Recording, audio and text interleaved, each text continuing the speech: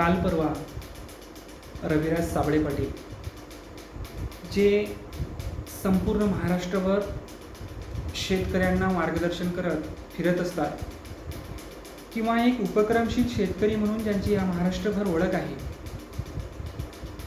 जे समाज माध्यमांच्या माध्यमातून लोकांच्या अन्याय अत्याचाराला वाचा फोडत असतात किंवा सरकारच्या चुकीच्या ध्येय धोरणावर टीका करत असतात,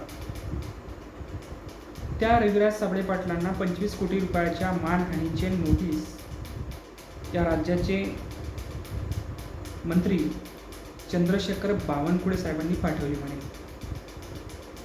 आणि या नोटिसीमध्ये फक्त रविराज साबळे पाटील यांचंच एकट्याचं नाव नाही, तर त्यामध्ये 5 ते 6 जणांची नावे आहेत. त्यामध्ये एक आपले दीपकभाई केदार, जे संपूर्ण महाराष्ट्रभर नव्हे तर महाराष्ट्राच्या बाहेरही दलितांवर बहुजनांवर होणाऱ्या अन्याय अत्याचारांना वाचा फोडण्याचं काम करत असतात. आपला जीव मुठीत धरून ते फिरत असतात. त्यांनासुद्धा ही नोटीस पाठवल्या गेली. एकंदरीत हा व्हिडिओ बनवण्याचं कारण असं की महाराष्ट्रामध्ये अशी काही मोजकीच लोक आहेत जे समाज माध्यमांवरून लोकांच्या अन्याय अत्याचारांना वाचा फोडत असतात. सरकारच्या चुकीच्या ध्येय धोरणावर टीका करण्याचा ते काम करत असतात. ही हिंमत आणि ही धमक ही फार कमी लोकांमध्ये असते आणि त्यापैकीच ही काही लोक आहेत. काही दिवसांपूर्वी विद्यार्थ्यांचा बुलंद आवाज म्हणून ओळखले जाणारे विठ्ठल कांगणे सर यांचं सुद्धा इंस्टाग्राम अकाउंट बंद करण्यात आलेलं आहे. त्यांचा सुद्धा आवाज दाबण्याचा प्रयत्न किंवा काम या सरकारने केलेलं आहे. एवढंच नव्हे तर नितीन गडकरी साहेबांनी जे स्वतःला विकास पुरुष म्हणून घेतात,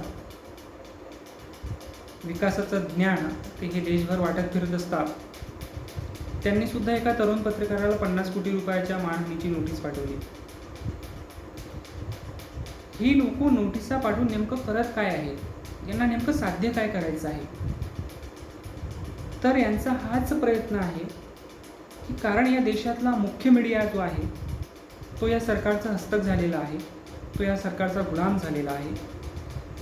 राहिला सोशल मीडियाचा प्रश्न, तर सोशल मीडियावरून ही लोक रविराज साबळे पाटील, विठ्ठल कांगणे सर, दीपक केदार ही लोक आपलं मत मांडत असतात, सरकारच्या चुकीच्या ध्येय धोरणावर टीका करत असतात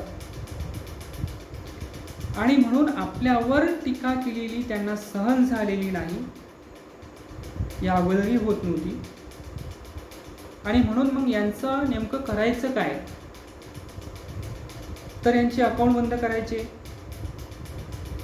यांच्या आर्थिक परिस्थितीचा किंवा इतर कुठल्या गोष्टीचा फायदा घेऊन त्यांना हातबल कसं करता येईल म्हणून त्यांना कोटी कोटी रुपयाच्या मानहानीच्या नोटीस पाठवायच्या, म्हणजे त्यांचा आवाज दाबला जाईल, म्हणजे ते भेटील, असा गोड गैरसमज या सत्ताधाऱ्यांना आहे.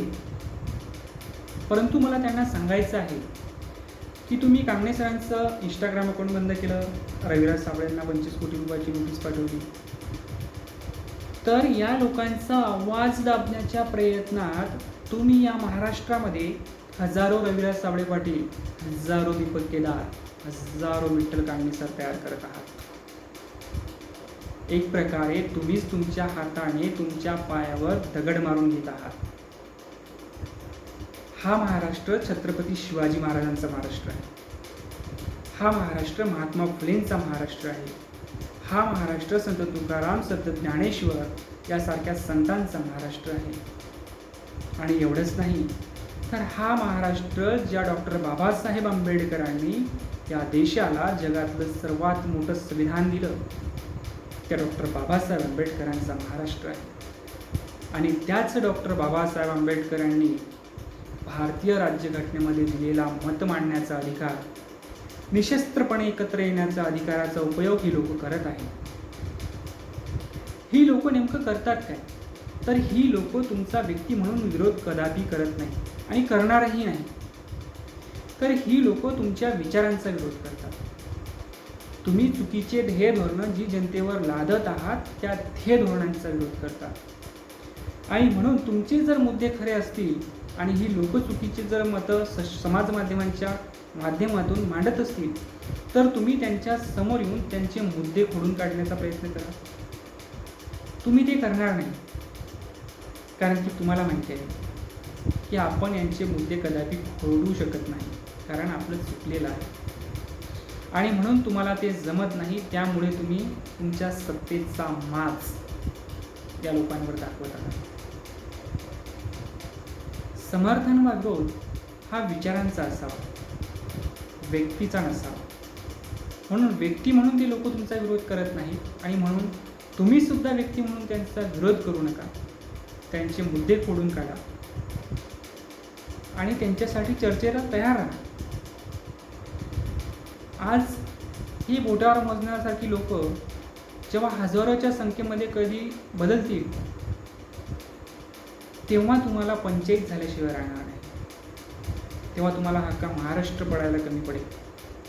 म्हणून इथल्या सुजाण, सुज्ञ, सुशिक्षित, निर्भीडपणे मत मांडणाऱ्या लोकांचा आवाज दाबण्याचा प्रयत्न कदापि करू नका आणि आपल्या सत्तेचा माज त्या लोकांना दाखवू नका. विचारांची लढाई ही विचारांनीच लढावी, एवढंच मला तुम्हाला या ठिकाणी सांगायचं आहे. जय महाराष्ट्र.